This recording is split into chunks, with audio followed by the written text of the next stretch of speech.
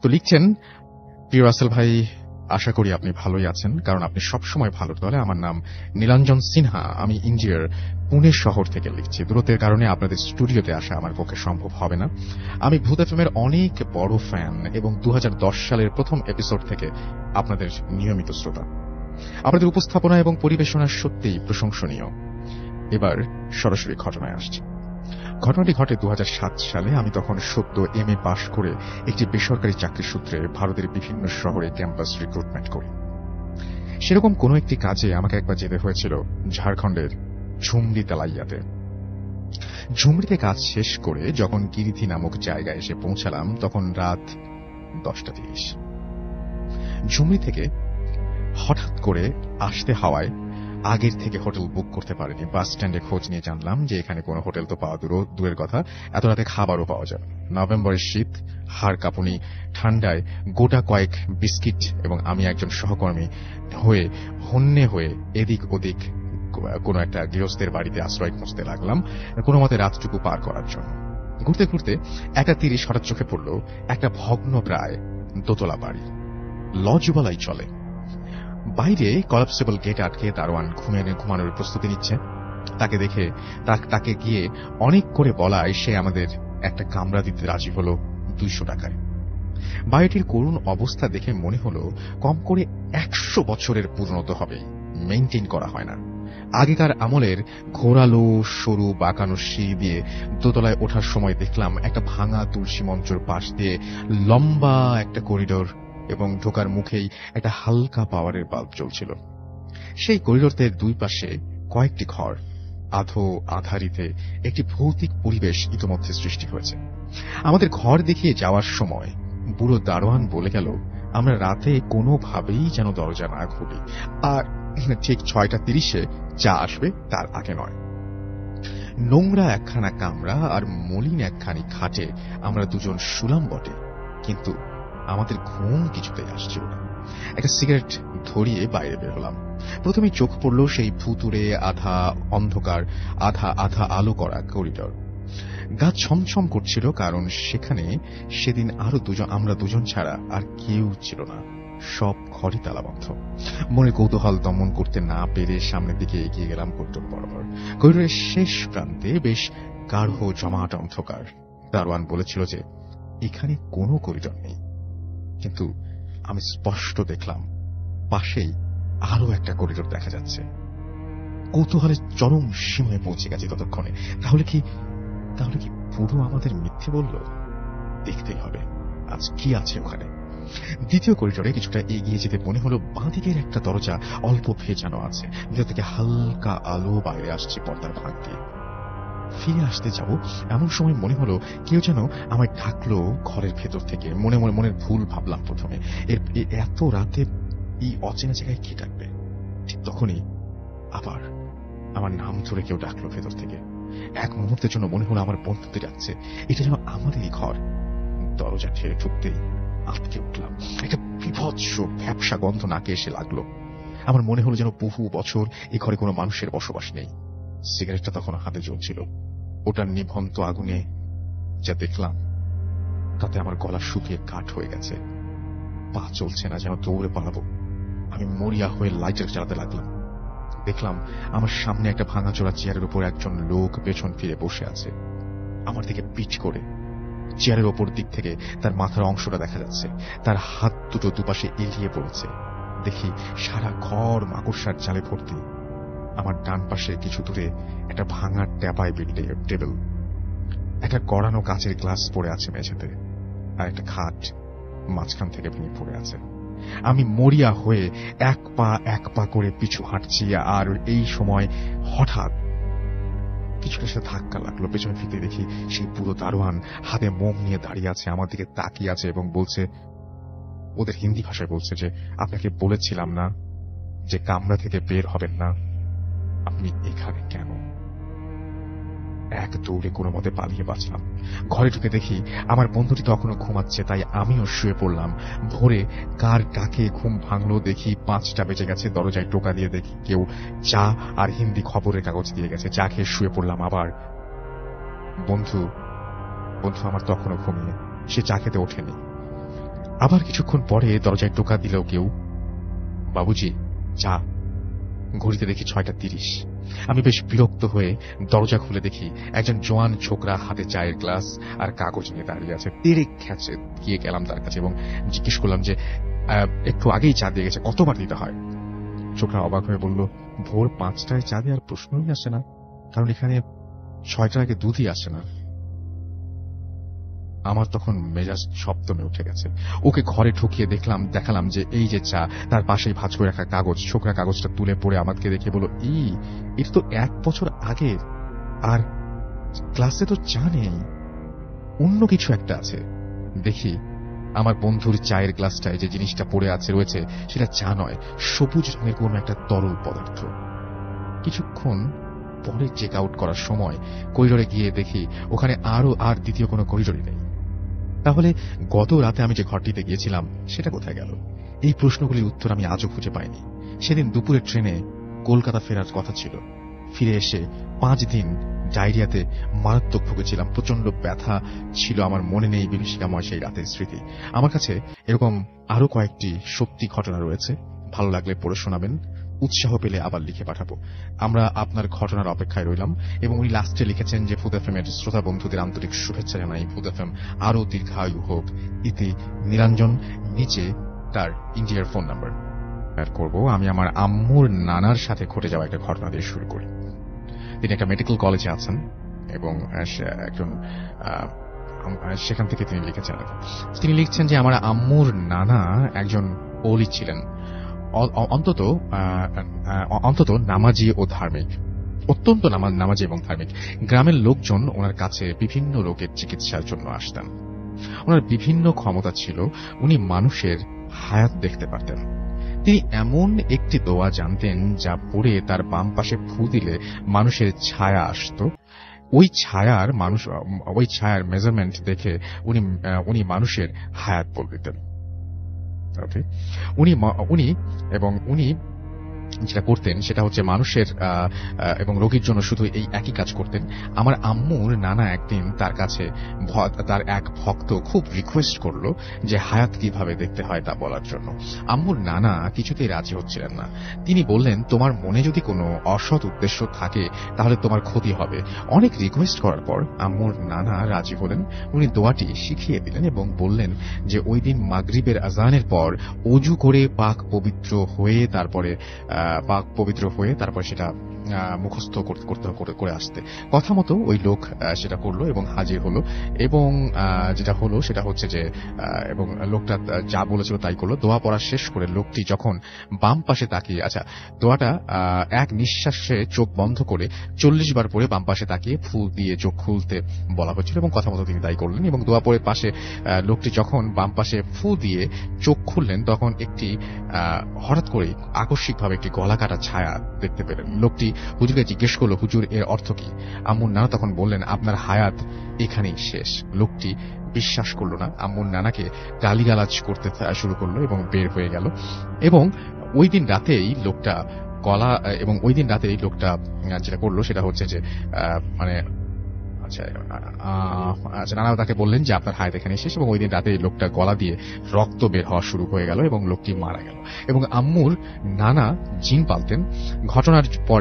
ঘটনাটার পরের দিন আম্মুর নানা জিন হাজির করলেন এবং জিজ্ঞেস করলেন যে এমন হঠাৎ মৃত্যুর কারণ কি। জিন জানালো যে লোকটি এসেছিল তার উদ্দেশ্য অসৎ ছিল এবং উনি তাকে টাকা কামানোর উদ্দেশ্যে বা কোনো একটা অসৎ উদ্দেশ্যে বা কোনো একটা লোভ ছিল নিশ্চয়ই, সেই কিছুটা বোঝাতে চেয়েছেন যে সেই রকম একটা উদ্দেশ্য ছিল এবং এই কারণেই তার এই মৃত্যু ঘটেছে, এটাই তিনি জানাতে বলছেন। এবং আমি জানি যে উনি আগামী সপ্তাহে আসবেন, তারপর উনি রিকোয়েস্ট করেছেন যে এই ঘটনাটা পড়লাম। আশা করছি আপনার সাথে নেক্সট উইকে আরো অনেক ঘটনা হবে এবং অনেক ঘটনা শুনবো আমরা, এবং সবাই মেডিকেল ঘটনা শুনতে চাই। সুতরাং আপনি নেক্সট উইকে আমাদের জন্য বেশ কিছু হসপিটালের ঘটনা নিয়ে আসবেন। আপনার একটা রিলেশনের ঘটনা বলবো, এটা অনেকটা এর মধ্যে কি বলবো যে অনেকটা রোমান্টিক লাগতে পারে, বাট ঘটনাটা খুব অন্যরকম একটা ঘটনা আমার কাছে মনে হয়েছে। দেখুন কেমন লাগে। তো যিনি লিখছেন তিনি কিভাবে লিখছেন, হ্যালো রাসেল ভাই, ইংলিশে বাংলা লেখার জন্য সরি, আমি জিজ্ঞেস করলাম না যে আপনি কেমন আছেন, আমি জানি যে আপনি সবসময় ভালো থাকেন।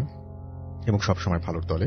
আমার নাম অর্ণা এবং পার্সোনাল কিছু প্রবলেমের কারণে আমি স্টুডিওতে এসে আসা আমার পক্ষে সম্ভব নয়।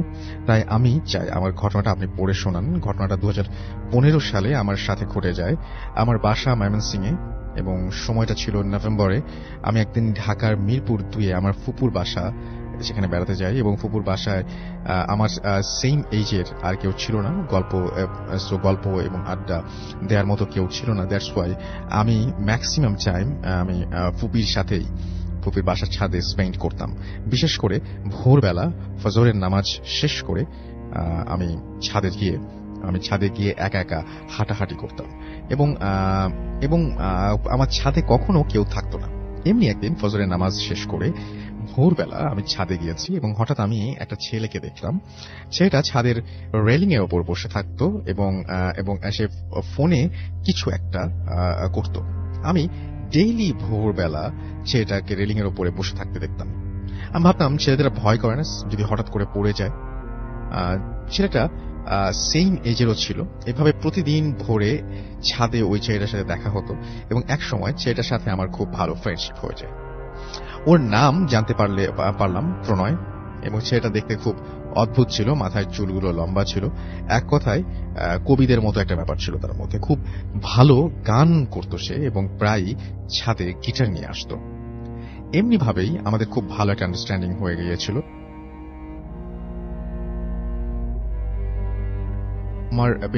আমি বেশি ইনভলভ হয়ে গিয়েছিলাম যে ওকে ছাড়া কিছু ভাবতেই পারতাম না। একটা স্ট্রেঞ্জ বিষয় ছিল যে ওকে আমি কখনো দেখিনি ভোরবেলা আমার পরে ছাদে আসতে। আমি যখনই ভোরে নামাজ শেষ করে ছাদে যেতাম তখনই দেখতাম যে ও আগে থেকেই বসে আছে।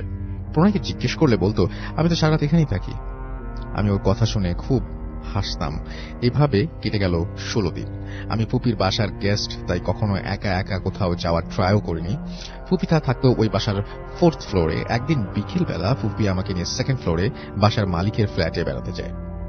যাওয়ার পর আমি দেয়ালে একটা ছবি দেখতে পাই এবং দেখেছিলাম এবং মনে মনে হাসছিলাম যে প্রণয় আমাকে কখনোই বলেনি যে সে 2nd ফ্লোরে থাকে। বুঝতে পারলাম এটা প্রণয়দেরই বাসা। তবুও আমি ওই আন্টিকে জিজ্ঞেস করলাম যে, আন্টি এটাকে?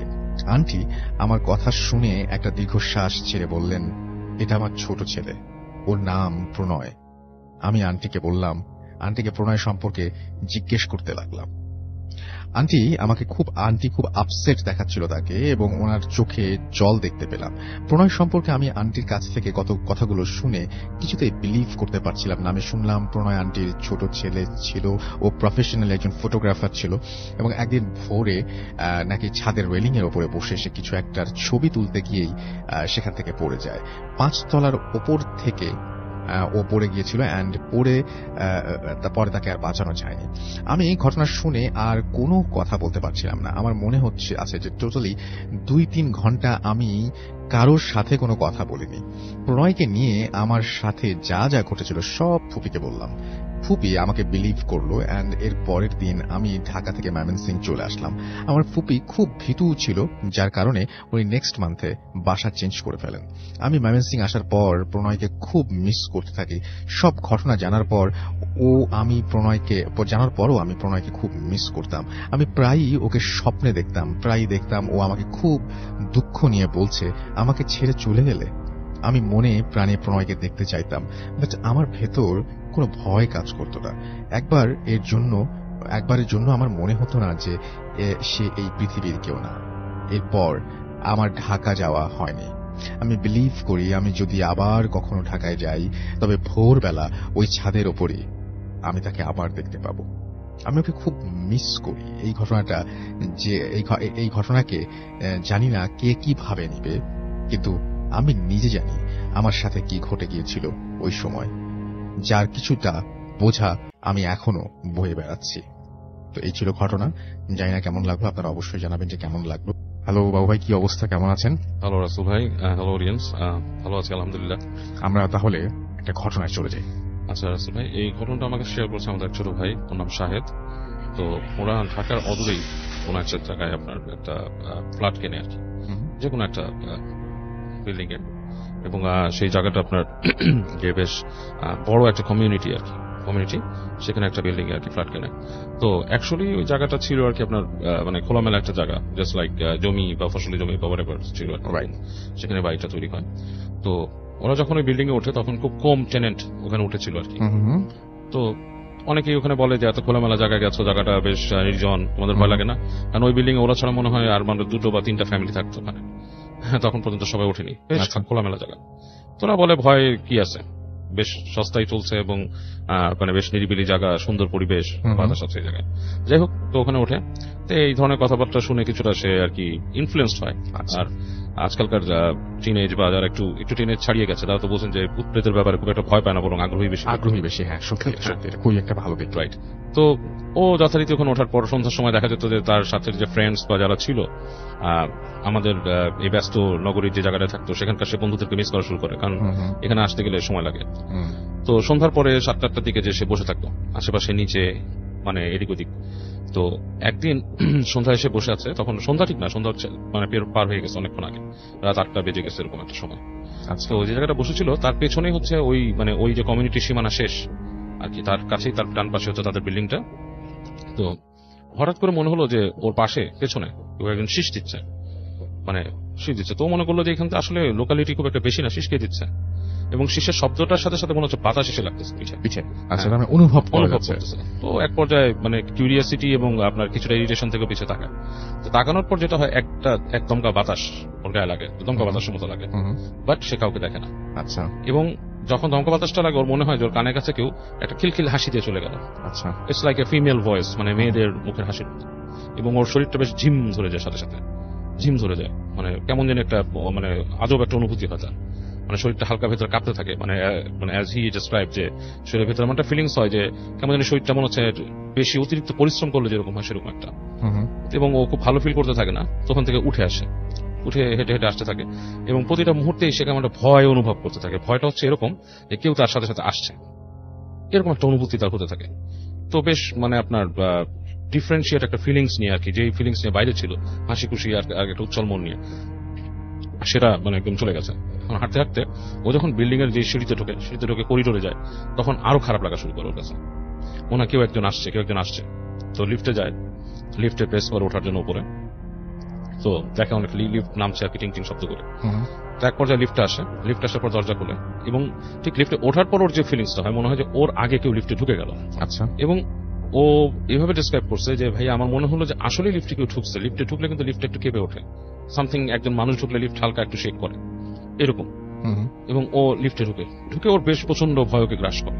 তো লিফট দরজা আটকে দিয়ে উপরে উঠে, তো উপরে উঠে লিফটটা চলে এসে তার যে বিল্ডিং এ নামার পর সেই তার যেইখানে সে থাকে, যে ফ্ল্যাটটায়, সেখানে এসে থামে। এবং ওই ফ্লোরের নিচে এবং ওপরে কিন্তু তখনও কাজ চলছে, রাসেল ভাই, পুরোটাই ফাঁকা, কোনো মানুষ নেই, ঠিক আছে। এবং ওই ফ্লোরের ওপরে নিচে থামেও না লিফট, ঠিক ওখানে থামে, ওর ইসে আসে। এবং সে লিফট থেকে নেমে যেটা করে, সে করে কি হাঁটা ধরে। হাঁটতে হাঁটতে যেটা করে, তার যেদিকে যাওয়ার ডিরেকশন, মানে তার ফ্ল্যাটটা যেদিকে, সেদিক না যেয়ে না সে ডান দিকে উঠে সে উপরে সিঁড়িতে উঠে যায়। আচ্ছা। এবং উঠতে সে বলে যে আমার আসলে কনসেন্ট্রেশনই তখন ছিল না যে আমি কি করছি। একটা সময় সে চলে যায় কি একদম টপে, আমি বিল্ডিংটা মানে সঠিক উচ্চতাটা বলবো না, অনেকে হয়তো ডিটেক্ট করে ফেলতে পারে। আচ্ছা, ঠিক আছে, মানে বেশ উঁচু বিল্ডিং, কিন্তু ঢাকা শহরে এরকম কমিউনিটি বিল্ডিং গুলো যেরকম স্ট্যান্ডার্ডে আপনারা দেখেন অনেক হয়, এরকমই একটা উঁচু বিল্ডিং। এবং সেখানে উঠে ও দেখতে পায় যে ওই ছাদ সবসময় তালাবদ্ধ থাকে, কারণ ওদের বিকালের পরে সাধারণত বিল্ডিং এ কাউকে উঠতে দেয় না। তো যেহেতু ওই বিল্ডিংটাতে ওরা এবং আর 2-3টা ফ্যামিলি উঠেছিল, ওদের জন্য কিছু স্বাধীনতা ওই যে ওখানকার কেয়ারটেকার দিত আর কি ওঠার জন্য। তো ও দেখে ছাদটা খোলা, তালা নেই সাথে, এবং জিনিসটা ওর কাছে না অ্যাবনর্মাল মনে হয় না। Like the things he felt, ওই সময় এমনটা ঘুরেছিল যে this is meant to be, দরজাটা খোলাই থাকতে পারে। আচ্ছা, সে করে কি কোনো চিন্তা ভাবনা বা এরকম এই ধরনের কোনো চিন্তা ভাবনা তার মধ্যে কাজ করে না। সে দরজাটাকে ধাক্কা দিয়ে আস্তে করে উপরে উঠে যায়, ঢুকে বিশাল একটা ছাদ, রাসেল ভাই, ওই প্যারামিটারটা হবে কত, প্রায় আপনার মানে বিশাল, ধরেন ওই জিনিসটা হয়তো আপনার সে ফর এক্সাম্পল লাইক ধরেন 10,000 স্কোয়ার ফিট বা এরকম একটা জায়গা, একটা বিল্ডিং এর পরিধি আর কি। আচ্ছা, এরকম একটা বড় ছাদে ও যখন হাঁটতে ওর কাছে কেমন একটা ঘোর লাগা অনুভূতি হয়। এবং ও হঠাৎ করে দেখে যে বিল্ডিং এ যে ওই দেয়ালের যে শেষ মাথা, যেখানে নাকি আপনার আর কি আপনার ওই যে প্যারাফিট দেয়ালগুলো থাকে, সেখানে একটা অবয়ব দাঁড়িয়ে আছে, সম্ভবত দেখে মনে হচ্ছে কোনো মেয়ের অবয়ব। আচ্ছা, মেয়েটার মনে হচ্ছে মাথা ভর্তি চুল আছে, লম্বা চুল, এবং সে ফেস করে আছে পেছন দিকে, মানে ওর দিক থেকে ফেস করা পেছন দিকে। এবং ও হেঁটে হেঁটে সামনে যায়, থিয়েটারের সামনে যে প্রায় যখন ধরেন 10 ফিট বা এরকম কিছু একটা দূরত্ব, এবং তখনকার সময় মেনশন করিনি রাসেল ভাই, একটা শীতকাল ছিল এরকম ধরেন এই যে নভেম্বর ডিসেম্বর এরকম একটা সময়, এবং ওই জায়গাগুলো তখন বেশ ঠান্ডা এবং কুয়াশা কুয়াশা একটা ভাব। আচ্ছা, এর মধ্যে আবছা আবছাও দেখতেছে, হঠাৎ মনে হলো যে মেয়েটা ঘুরে দাঁড়ালো তার দিকে।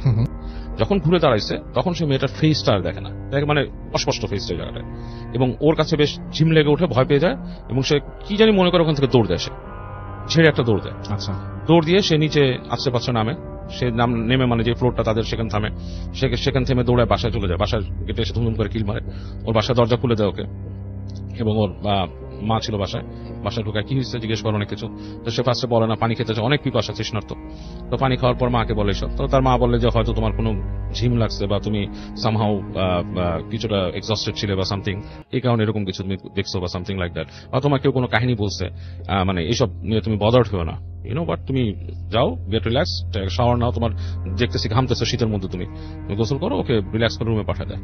এরপর যেটা হয় রাসেল ভাই, ওর রুমের মধ্যে কিছু প্রবলেম শুরু হয়, যেমন ওর রুমের মধ্যে রাতের বেলা যে বিছানায় শুয়ে আছে, মানে বিছানা নাড়ছে কেউ, ঠক ঠক ঠক করে বিছানা নাড়ছে, দরজার মধ্যে নক হয় রাতের বেলা। তো এই জিনিসগুলো তারপর ওর মাকে বলে, ওর মাকে জানানোর পরে ওর মা একজন হুজুরের কাছে ওকে নিয়ে যায়, তো হুজুর তাকে ঝেড়ে বলে যে বাতাস লাগছে তার গায়ে, বাতাস লাগছে, ঝাড়তে হবে। তো যেটা হয় যে হুজুর ওকে ঝেড়ে দেয়, তাবিজ পড়তে দেয় একটা, ও তাবিজটা হাতে পড়ে থাকে, তো তাবিজ পড়ার পর এই রাতের প্রবলেমগুলো কিছুটা কমে যায় তার।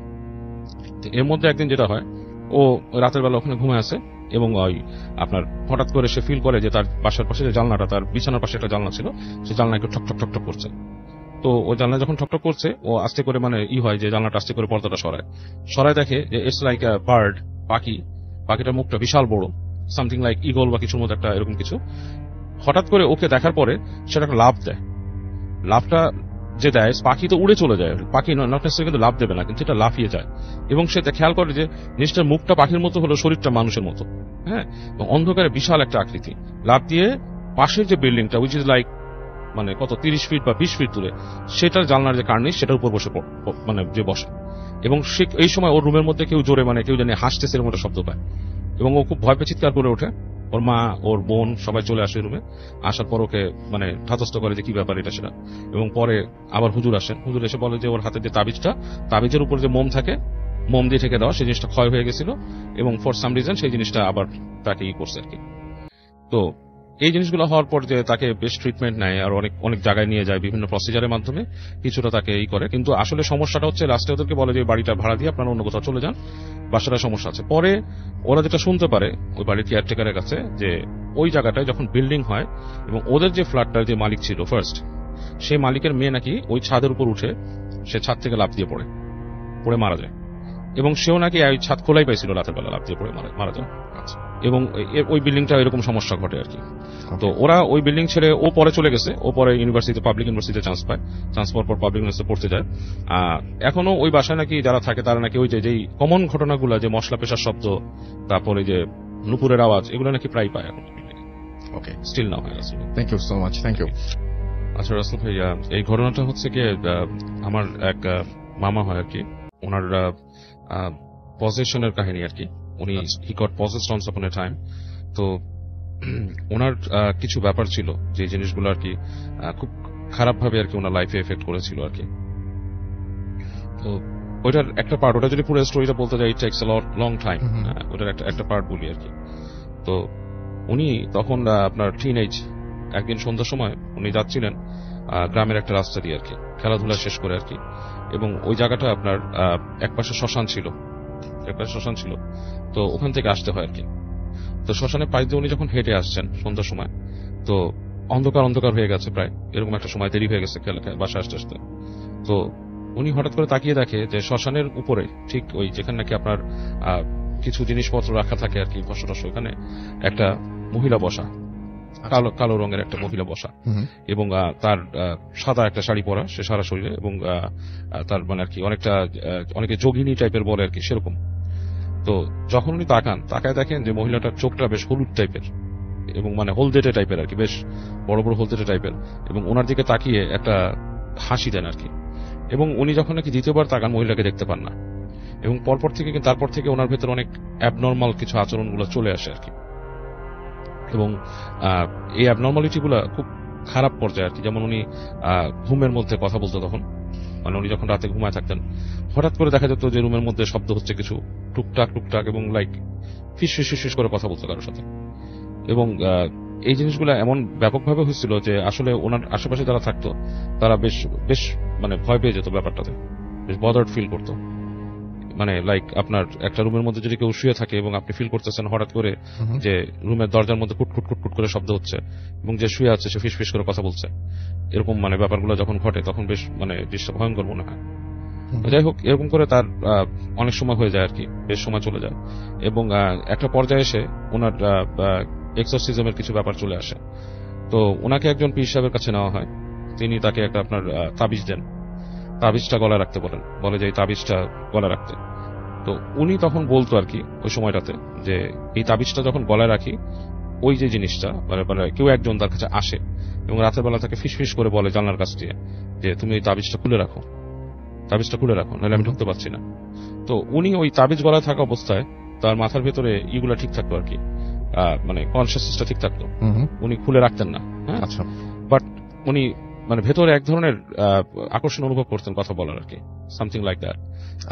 তো এরকম একটা সময় একদিন ঝড় বৃষ্টির রাতে, বেশ ঝড় হচ্ছে, তখন আপনার রাত্রে দেখা যেত আর কি যে ঝড় আসলে গাছপালা ছিল অনেক, এরকম হয়, এবং তখন বিটিভি দেখার সময় আর কি।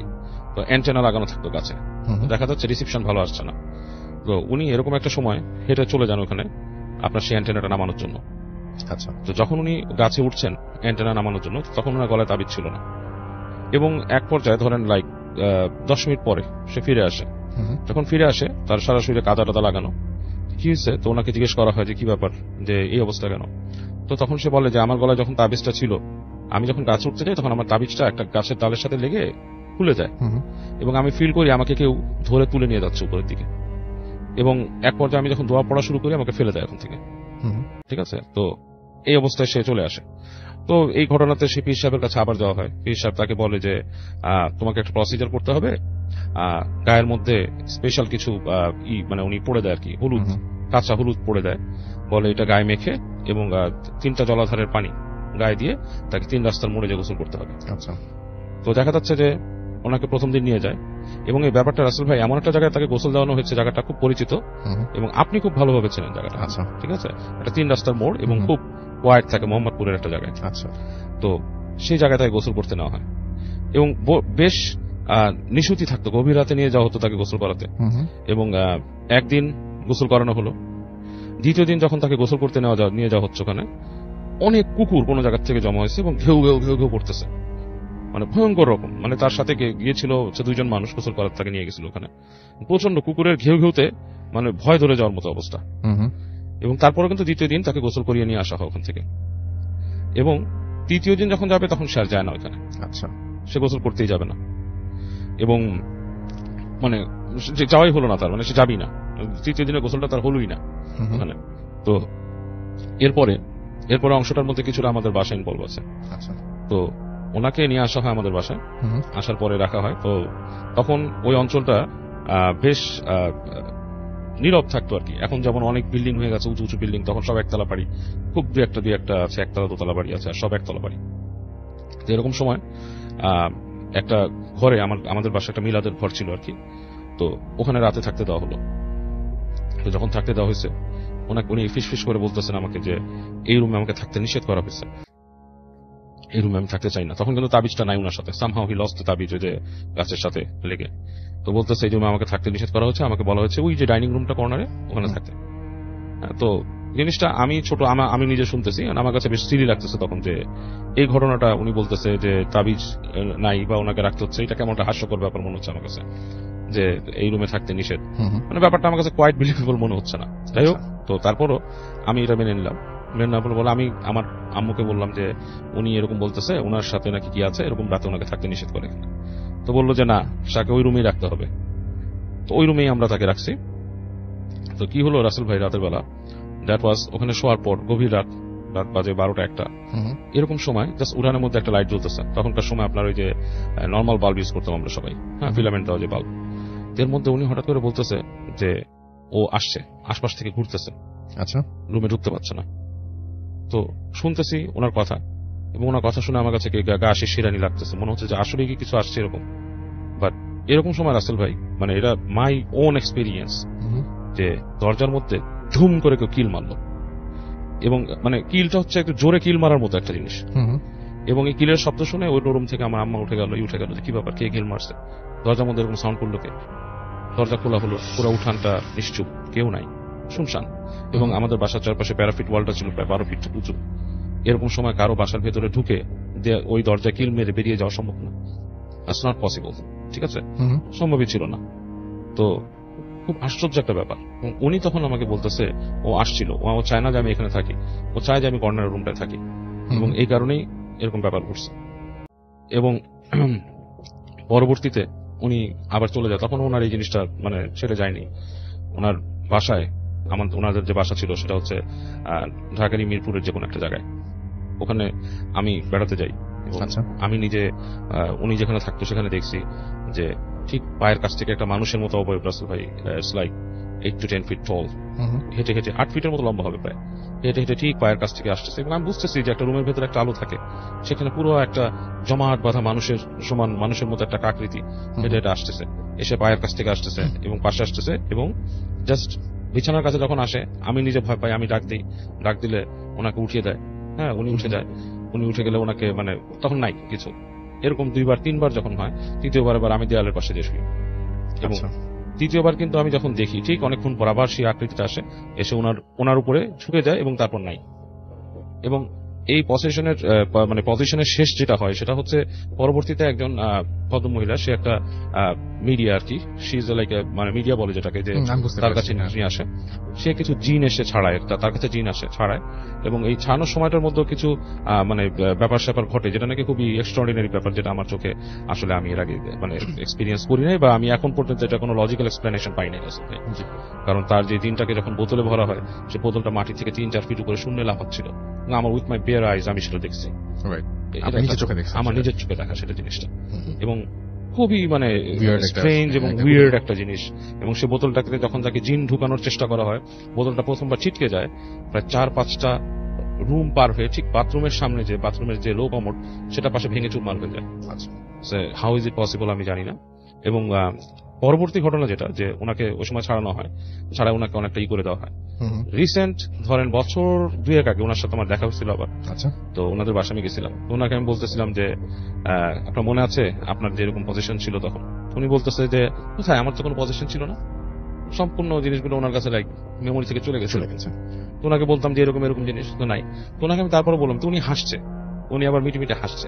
আমি বললাম মিটি হাসার কি আছে, নিশ্চয়ই কিছু আপনারা এখনো ফিল করেন। বলে আচ্ছা তাহলে তোকে আমি একটা রিসেন্ট ঘটনা বলি, ঠিক আছে।